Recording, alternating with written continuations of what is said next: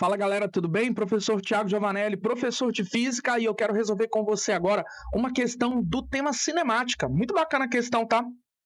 Vamos lá? Quando a luz de um semáforo fica verde, um veículo parado parte com a aceleração escalar constante A1 e se move por uma rua retilínea até atingir uma velocidade máxima Vmax em um intervalo de tempo T1.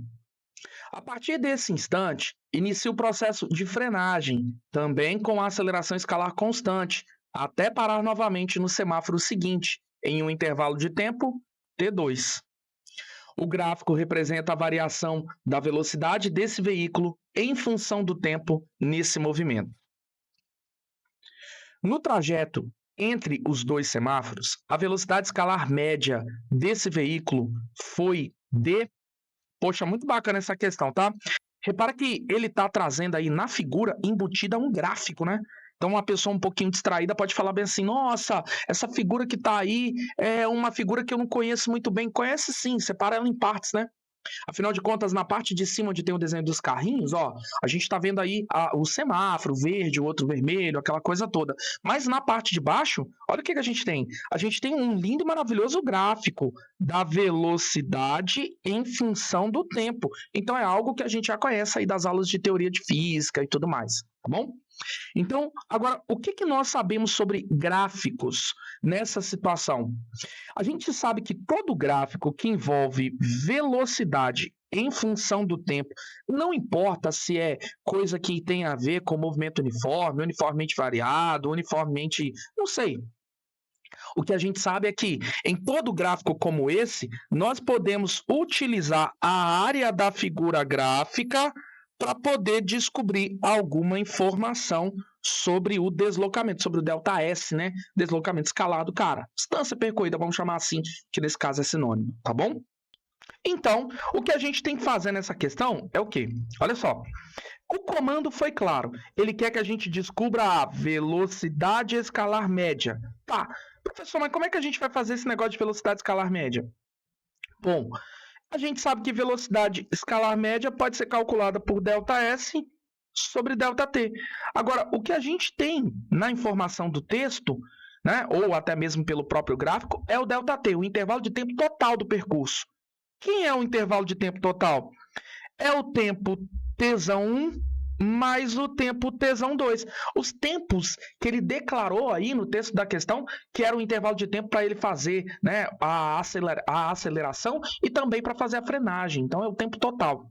Agora, quem é o nosso ΔS? O ΔS a gente vai descobrir pela área da figura.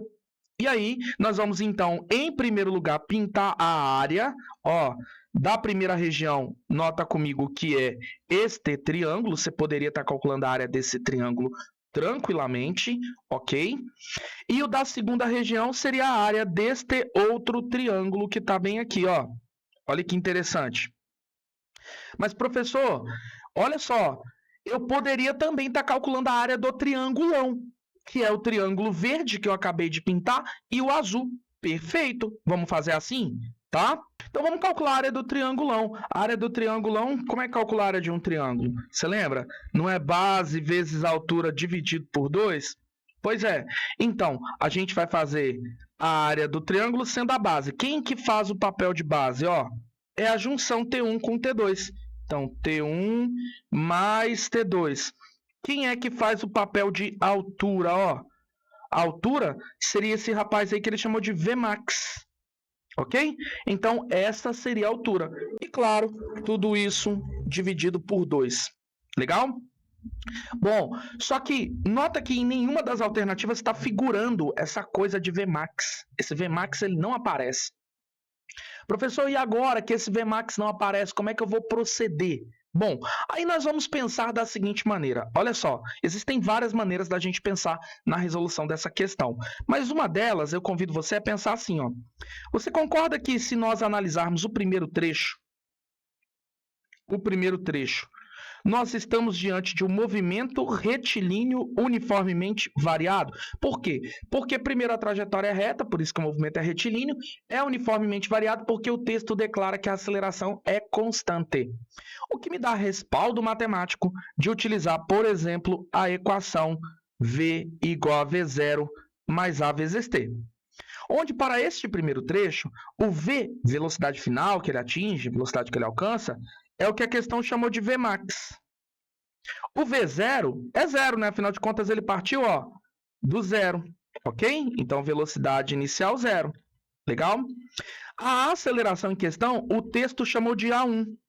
E o tempo que ele gastou para fazer esse percurso, a gente sabe que é T1. Então, no final da história, eu posso dizer que o nosso Vmax, ele é, na verdade, A1 vezes T1. E agora, com esta informação de quem é Vmax, eu posso substituir aqui nesta equação. E aí a nossa brincadeira vai ficar de que modo? Então, o nosso A vai ser T1 mais T2 vezes, parênteses, né? Vezes A1 vezes T1, claro, tudo sobre 2. Então, eu achei alguma informação para eu escrever no lugar de ΔS. Lembra disso? E agora, dando sequência, então, a gente já tem o ΔS e a gente já tem aí quem é o nosso ΔT. Vamos aplicar na formulinha da velocidade. Vou fazer aqui, hein? A velocidade é ΔS sobre ΔT. Ok. Então, nós sabemos que a velocidade média vai ser...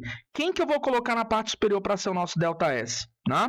A gente já sabe. É toda essa estrutura aqui, Toda essa que eu estou destacando agora, Então, agora a gente vai escrever essa nhaca, né? Lá em cima. E aí vai ficar T1 mais T2, tudo vezes A1 vezes T1 sobre 2. Isso está fazendo papel de ΔS. E agora, quem está fazendo papel de ΔT, a gente já tinha discutido, né? Tá até aqui em cima, que é o tesão 1 mais tesão 2. Tesão 1 mais tesão 2. Só que, se você parar para pensar direitinho, aqui a gente tem aquele esqueminha de divisão de fração, lembra? Pois é. E aí nós vamos ficar deste modo, Na divisão de fração, a gente vai repetir a primeira, e vamos multiplicar pelo inverso da segunda. Então, se você parar para observar, a gente vai acabar cortando, esse ΔT1 mais ΔT2 que está em cima e está embaixo, certo? E aí nós vamos concluir o quê? Que a velocidade média, ela vai ser, lá em cima, A1 vezes T1 e embaixo, dividido por 2. Então, esse seria o resultado da velocidade média do móvel ao longo de todo o trecho. Vamos ver se a gente acha alguma relação matemática que seja compatível a isso? A1, T1, tudo sobre 2. Letra D configura uma excelente resposta para nós. Legal, né? Então, dá uma olhadinha aqui na nossa resolução de questão e, claro, continua sempre os seus estudos.